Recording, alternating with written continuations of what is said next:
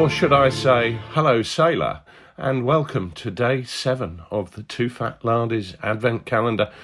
And the reason for my nautical setting is that we're joining Nicholas today, and he's going to be talking about a chap called Sailor Malan.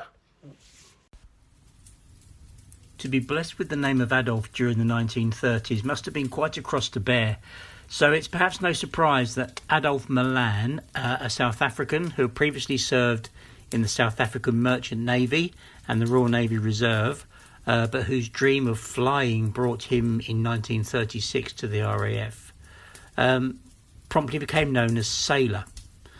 Sailor Malan. This is of course very convenient and extremely timely, because having two Adolfs in a war would have been very confusing for everyone. So being Sailor must have made that a lot easier. During the Battle of Britain, Malan flew for Fighter Command and flew Spitfires in 74 Squadron.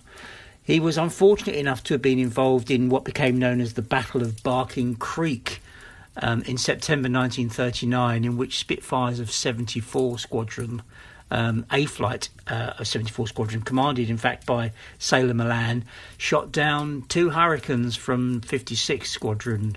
The incident was rather unfortunate and was ruled an unfortunate error.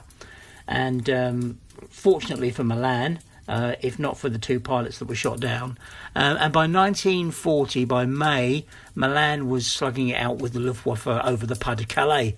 In 1940, he was commanding the squadron and was leading the way as one of Britain's top fighter aces. He fought with great distinction. He was awarded the DSO and bar and the DFC and bar. And if you want to try and connect to Malan, if you're familiar with the Battle of Britain film, then it's alleged that the character played by Robert Shaw with the white roll-neck sweater is apparently based on Sailor Malan. So 74 Squadron, flying in Spitfires, flying out of Biggin Hill, became one of the RAF's most experienced units, and Malan was, by all accounts, one of the earliest RAF fighter pilots to abandon the outdated Vic formation, where aircraft would fly in a formation of 3, and instead took his fighters to adopt the Finger 4, or flying in pairs, which gave them much better manoeuvrability and fighting effectiveness against the Luftwaffe, who were of course already operating in the Schwarm formation based on their own experiences. So in addition to this technical adaptation that Malan was at the forefront of, he also famously proposed what has become known as his 10 simple rules for air fighting. These 10 simple rules for fighter pilots, and their brilliant inspiration for aerial war games, and absolutely form one of the crucial inspirations behind the mechanisms that are at the heart of the Bag the Hun rule set. The great thing about Malan's rules for air fighting is that they give you an insight into what the pilots themselves thought was important. So they're underlining the tactics and behaviours that they believed made a difference. This isn't about technical performance or technical specifications or the musing of historians, but gives us an insight into the attitude of the men who are risking their lives every day, and who put great faith in the advice set down by Malan, somebody who'd seen done the book, got the T-shirt, knew what he was talking about. Now, of course, Malan was not the first fighter ace to create such a list. The German First World War ace Oswald Bolk produced his own list of aerial manoeuvres known as Bolk's Dicta during the First World War in 1916. But Malan's is the one that's most relevant for Bag the Hun and for the drafting process that we followed when we were drawing up those rules. And it was those rules that gave me fantastic structure to build around for Bag the Hun. And we embedded this philosophy into the rules with the outcome that the rules will generally favour anyone who follows Malan's rules. What we wanted to do was to allow gamers to read the rules and understand what it was that they needed to try and do in order to gain superiority in that fight. And the rules, therefore, will support them in doing that. You know, we think that Malan knew what he was talking about. We believe, therefore, that the rules are good practice, and that we should encourage gamers to replicate the tactics that were being learnt and pursued by the men who were fighting for real.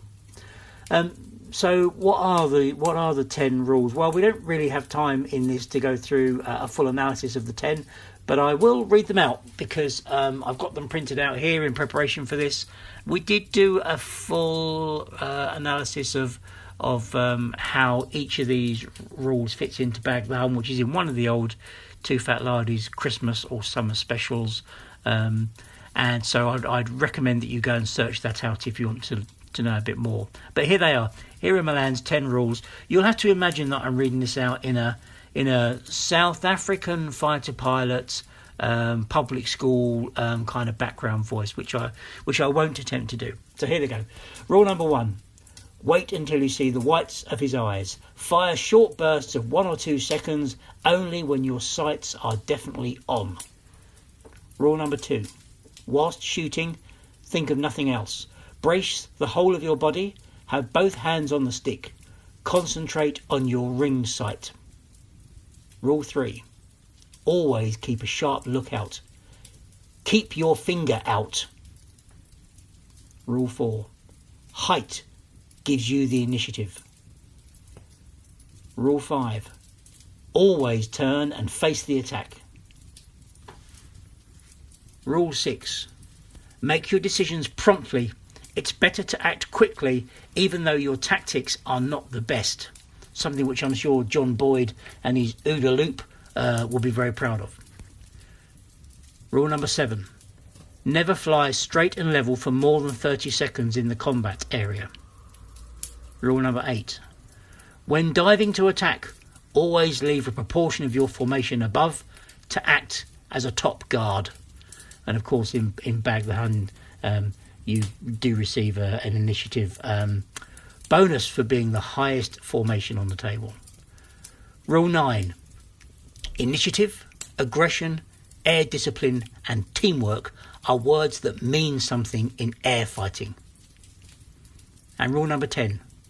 Go in quickly, punch hard and get out.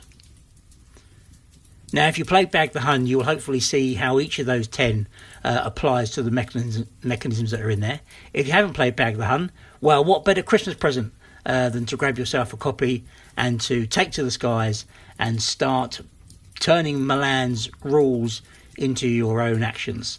So, Sailor Malan, inspirational man, inspirational 10 rules for fighting is my inspirational thought for today.